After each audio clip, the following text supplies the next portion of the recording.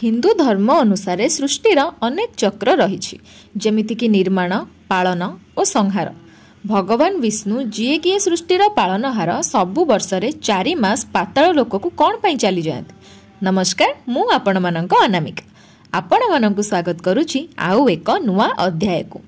एही प्रसंग को नहीं दुईटी लोक कथा प्रचलित।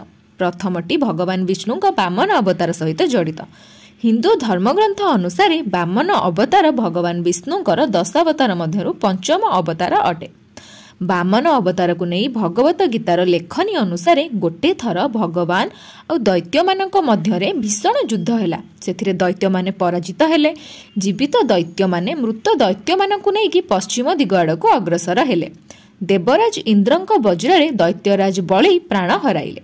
सेही समय रे दैत्य राजगुरु शुक्राचार्य निजर मृत्यु संजीवनी बुट्टी साहाय्य राजा बलि को जीवित कराइबा सहित अन्य दैत्य मानक मध्य जीवित आ सुस्थ करदेले। एहा परे गुरु शुक्राचार्य गोटे यज्ञर आयोजन कले। राजा बलि सेही यज्ञरु दिव्य शस्त्र आ कवच प्राप्ति कले। दिव्य कवच प्राप्ति परे राजा बलि पुणी थरे स्वर्ग उपरे आक्रमण कले। एथर इंद्रदेव जानिगले जे राजा बलि को से परास्त करि परिबेनी एवं तांको समेत अन्य देवता माने मध्य स्वर्ग लोक छाड़ी चली गले।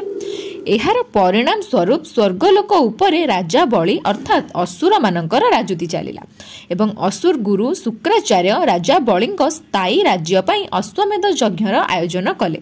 देवता मानक भय थिला कि जदि असुर मानकर यज्ञ सफल होइजिवो तेबे से केबे भी आ स्वर्ग लोक को फेरी परिबेनी। एहा परे एई विपदरु रक्षा पाइबा पई देवता माने भगवान विष्णु का पाखकु जाई निजर दुख कथा कहिले। एहा सुनी विष्णु कहिले, मु देवराज इंद्रंक माता अदितिंक संतान रूपे जन्म नै तुम मानंकु एही विपदरु उद्धार करिवि। एहा परे भाद्रव मास शुक्ल पक्ष द्वादशी रे श्री विष्णु माँ अदितिंक गर्भरु धरित्री पृष्ठरे निजर पंचम अवतार नै जन्म ग्रहण कले। एहा परे से एक वामन बेशरे जाई राजा बलिंक दरबार रे पहुंचिले। तांको ज्योति रे समग्र दरबार उज्ज्वलित होई उठिला। एहा देखि राजा बलि तांकर आदर सत्कार करी खटुली उपरे बसाई तांको किछि उपहार मागिया पई कहिले। एहा सुनी वामन ब्राह्मण जनक निजर रहिबा पई केवल 3 पाद माटी तांको उपहार स्वरूप देबा पई कहिले। किंतु असुर गुरु शुक्राचार्य को प्रथमे एहार आभास होई जाइथिला, जोथि पई से राजा बलि को वचन न देबा पई कहिथिले। किंतु राजा बलि गुरु शुक्राचार्य को कथा न सुनी हातरे गंगा जल धरी 3 पाद भूमि वामन ब्राह्मण जनक देबा पई वचन देइदेले।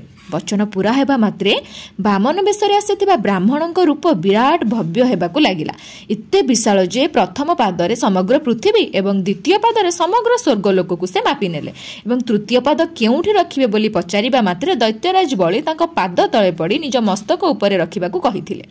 एहा देखि भगवान विष्णु तांको मस्तक उपरे निजर पाद रखिले एवं निजर सब किछि हारी मध्य निज वचन को पूरा करिथिबारु भगवान विष्णु राजा बलि को पाताल लोकर अधिकारी बोली घोषित कले।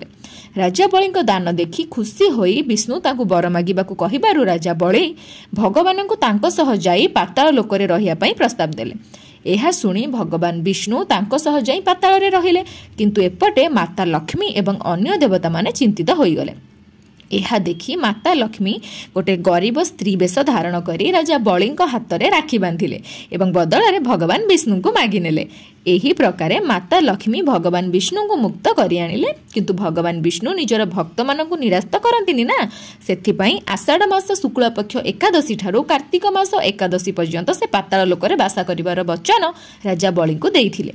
एहा ही कारण जे भगवान विष्णु 4 मास पाई पाताल लोकरे निद्रासन रे रुहंती। आउ एक लोक कथा अनुसार भगवान विष्णु शंखचूड़ नामक एक राक्षस सहित अनेक वर्ष धरी युद्ध कले।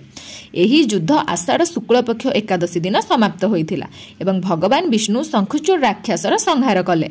अनेक वर्ष धरी चलीथिबा युद्ध कारणरु भगवान विष्णु थकी जाइथिले। से सृष्टिर भार भगवान शिव को देई पाताल लोक को विश्राम करिया पई चली गले। 4 मास पर्यंत भगवान विष्णु पाताल लोकरे निद्रा अवस्थारे रहिले एवं जेउ दिन भगवान विष्णुଙ୍କର निद्रा भंग ହେଲା ताहा कार्तिक मासर एकादशी थिला। एही दिन को देव उठनी एकादशी बोली मध्य कुहा जाए।